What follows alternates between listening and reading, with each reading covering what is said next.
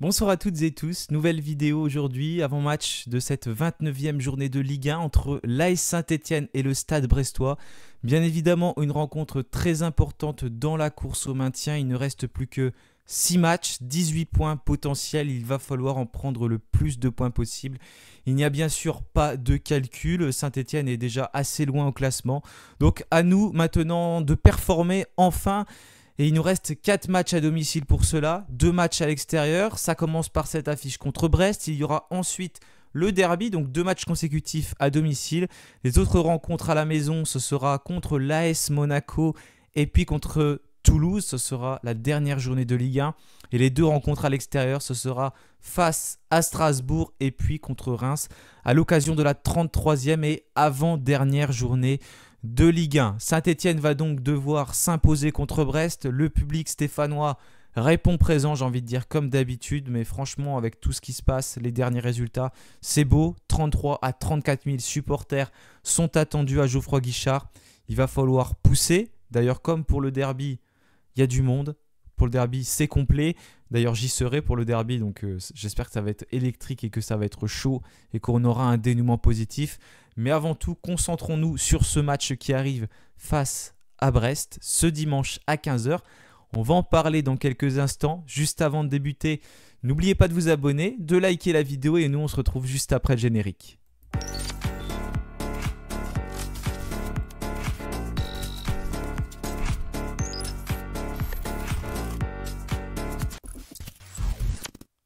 Et oui, comme chaque journée de Ligue 1, bien évidemment, celle-ci est très importante, mais plus on se rapproche de la fin, plus c'est important pour les équipes qui ont des ambitions européennes. C'est le cas de Brest, donc ils ont encore des objectifs, on y reviendra tout à l'heure. Et puis c'est notre cas aussi avec cette course pour le maintien.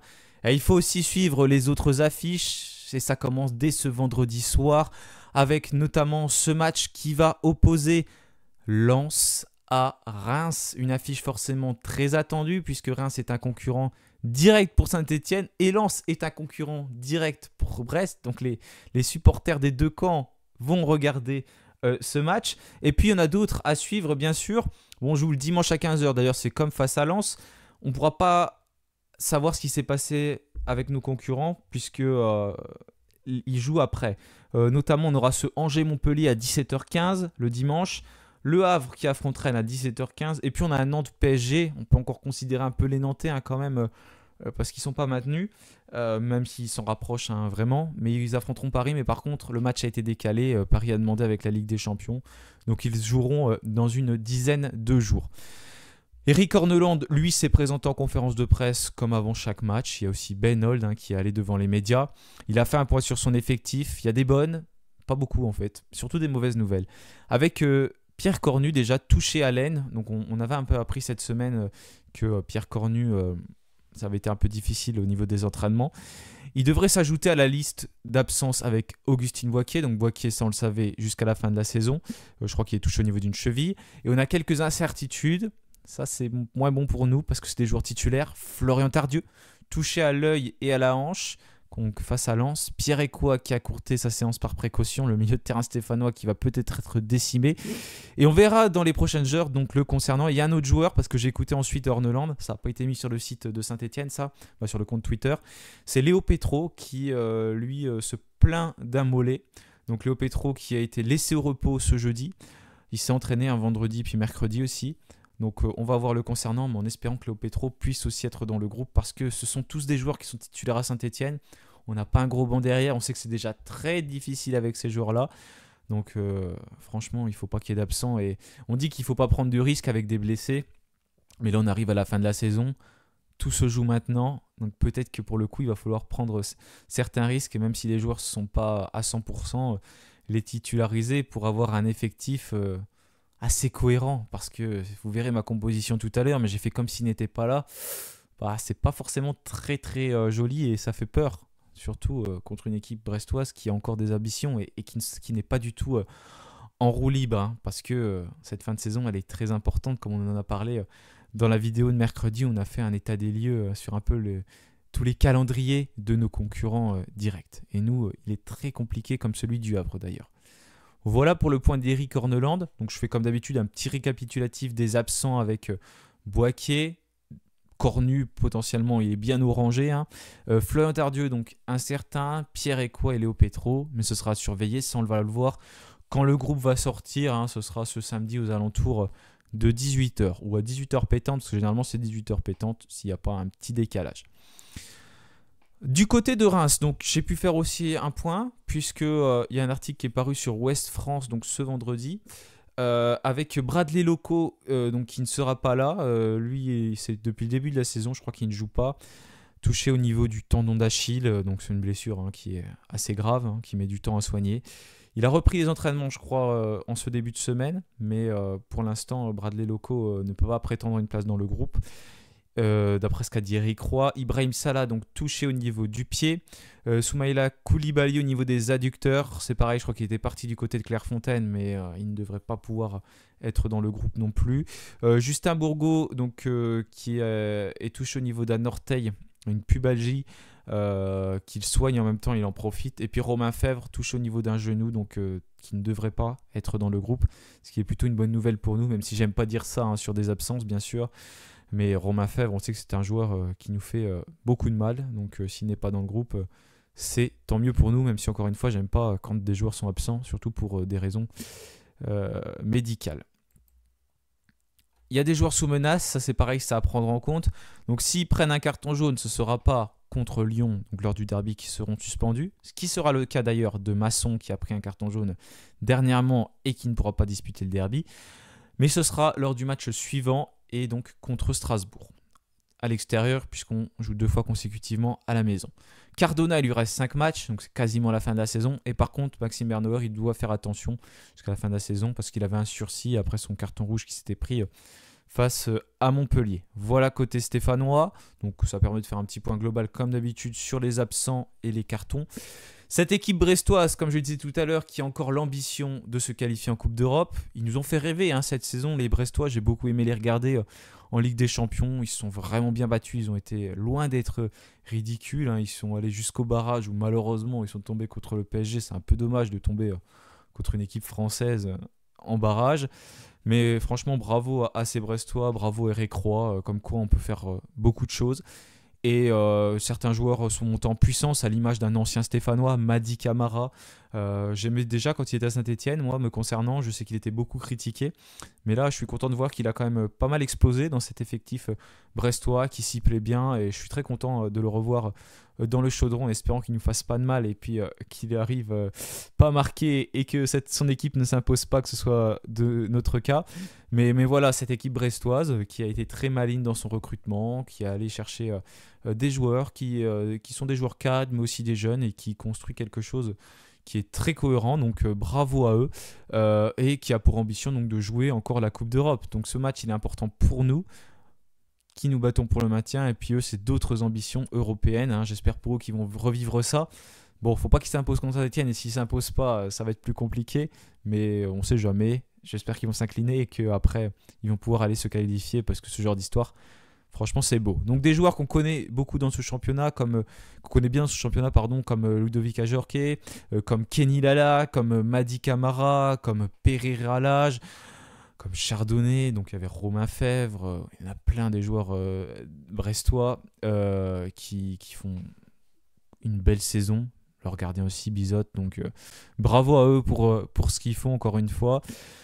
Au niveau de l'attaque, donc, ils sont à peu près dans le ventre mou dans tous les secteurs. 7e meilleure attaque du championnat, 44 buts.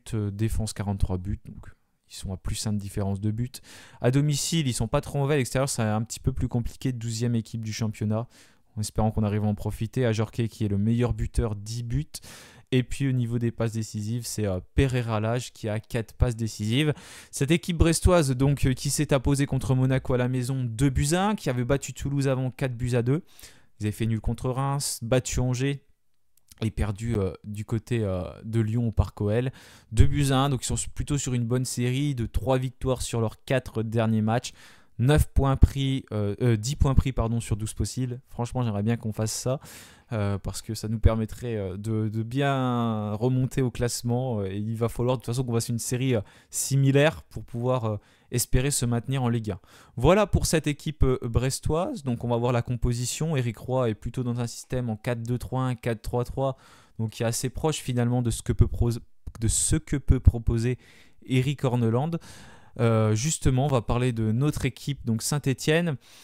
On s'est incliné contre Lens 1-0. Malheureusement, j'ai mis un point vert, mais c'est un point rouge, je me suis trompé. Donc, cette défaite contre Lens.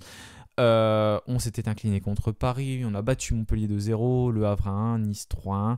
Voilà nos derniers résultats. Ce qui nous intéresse, bien sûr, c'est le classement. On est 17e avec 23 points.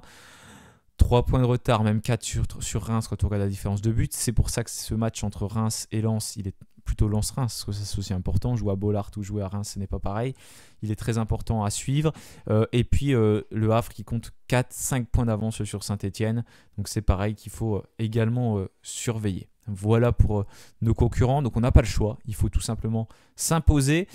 On est toujours à la 16e attaque de ce championnat. La pire défense, égalité avec Montpellier. Donc il y a un titre à jouer avec ces Montpelliérains. 64 buts encaissés. C'est énorme, franchement. Encaisser 64 buts, c'est vraiment beaucoup. À domicile, on est 12e. À l'extérieur, on est 17e. Il n'y a qu'une victoire. C'était contre Montpellier. Un match qui n'est pas là à son terme. Le meilleur buteur, c'est toujours Lucas Tassin avec 9 réalisations. Le meilleur passeur, Zouriko Davitashvili avec 6 passes décisive. Voilà pour notre équipe. Donc bien évidemment, s'imposer, c'est la seule chose que l'on doit faire. Il reste 4 matchs à domicile. Et ben, même si c'est des adversaires qui sont compliqués, il faut s'imposer. On ne s'est pas donné le choix de toute façon. Sur les 18 points qu'il y a à prendre, il faut en prendre environ 11, 10-11 pour espérer être barragiste ou se maintenir directement. Donc ça fait beaucoup de points, il ne faut pas en perdre beaucoup. Quand on n'arrive pas à prendre à l'extérieur, c'est à domicile qu'il va falloir faire la différence. C'est pour ça que je suis content de voir que le stade sera quasiment plein contre Brest. Parce que voilà, ça va pouvoir pousser et les joueurs doivent impérativement se bouger. On connaîtra certainement un petit peu plus notre avenir après ce match contre Brest et on se projettera bien sûr sur le derby. Je vais vous afficher ma composition juste après. Vous verrez, donc j'ai pris en compte les potentiels absents dans les rangs stéphanois. Donc ça fait une équipe qui n'est pas forcément... qui fait un petit peu peur plutôt, parce qu'il y a beaucoup d'absents. Et quand on doit faire avec beaucoup d'absents, quand on n'a pas de banc, ben, on n'a pas beaucoup de choix. Attention, voilà l'équipe. Donc l'Arseneur dans les buts. Ça ferait le retour de Denis Sapias sur le côté droit. Parce que je décale Masson à gauche comme Léo Petro est incertain. C'est ce que va sans doute faire Horneland si Léo Petro ne peut pas jouer parce qu'en plus il n'y a pas Pierre Cornu. Michael Nadé, Maxime Bernauer qui serait donc en tant que défenseur central. Donc je pense que ça, pour le coup, je m'attends à rien d'autre que cette défense centrale-là. Je ne vois pas mettre Dylan Batubinsika. Mouefek, je l'ai mis en 6. Je sais que ce n'est pas du tout son poste, mais en fait, je ne sais pas quoi faire. Soit Mouton en 6, soit Mouefek en 6. Mais j'espère au moins qu'un des deux, entre Florian Tardieu et Pierre Ecoua, va pouvoir être là. Hein. S'ils peuvent être là, ils seront en numéro 6. Ça fait donc Mouton, Bouchoirie au milieu de terrain. Donc plus en tant que milieu relayeur. Cardona sur le côté droit, Davitashvili sur le côté gauche et puis Lucas Tassin en pointe de l'attaque. Voilà pour la composition. Il y a Miladinovic qui a purgé sa suspension, qui pourrait être dans le groupe, mais bon, je ne vois pas en tant que titulaire non plus. Benold qui pourrait aussi prétendre à une place de titulaire. Je ne l'ai pas mis, mais ça peut être un choix.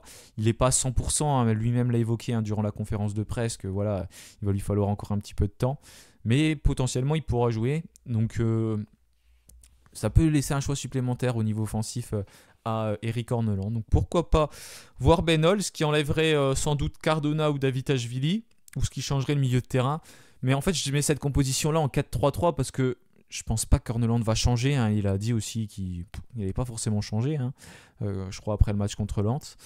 Donc j'aimerais bien voir un 4-4-2 et là ça pourrait mettre Stassin, Cardona par exemple en pointe de l'attaque et puis on aurait deux milieux avec Bouchoirie, Mouefek. Je trouve que la composition sera déjà plus cohérente avec les potentiels absents et puis en plus il faut changer quelque chose, hein, pour moi. On voit qu'on va droit dans le mur et on continue de faire la même chose, donc au bout d'un moment il faut aussi se remettre en question et Eric Horneland c'est ce qu'il doit faire aussi.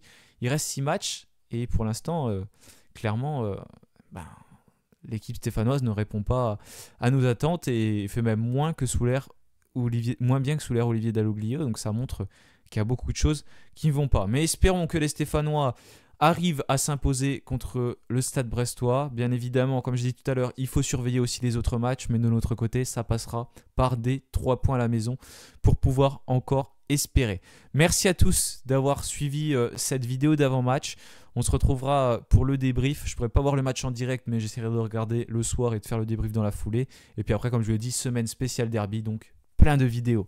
Merci à tous, bon week-end et puis bien sûr, allez les Verts.